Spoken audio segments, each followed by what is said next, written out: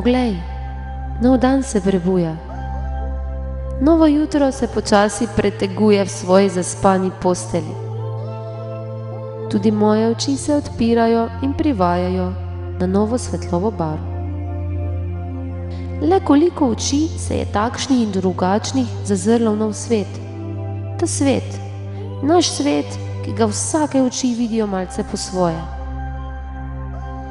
Pa res živimo vsi v enem svetu, če so pa naša razmišljanja, naša doživljanja, naši občutki tako zelo različni.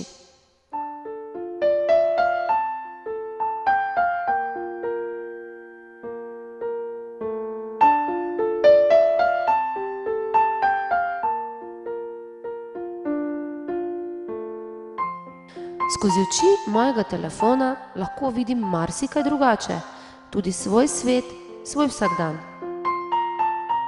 Danes me čaka ogromno obveznosti. Upam pa, da mi bo uspelo posneti še nekaj fotografij. Tako zanimivo je ujeti trenutek. To je tako majcen delček v življenju nekoga, slika pa potem ostane za vedno.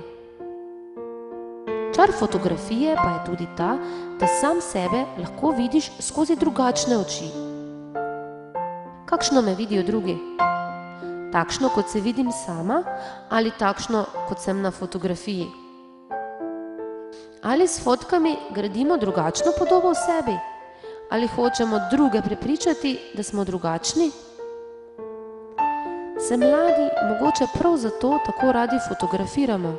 Si te fotke pošiljamo, jih oblikujemo s kakšnimi programi, da smo vsi lepši, bolj atraktivni, zanimivi. Saj se slišijo svarila, premisli, preden se daš na net.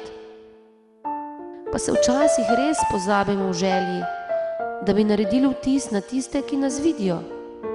Prešibko je svarilo v glavi, prevelika želja biti najlepši, najzanimivejši, najboljši.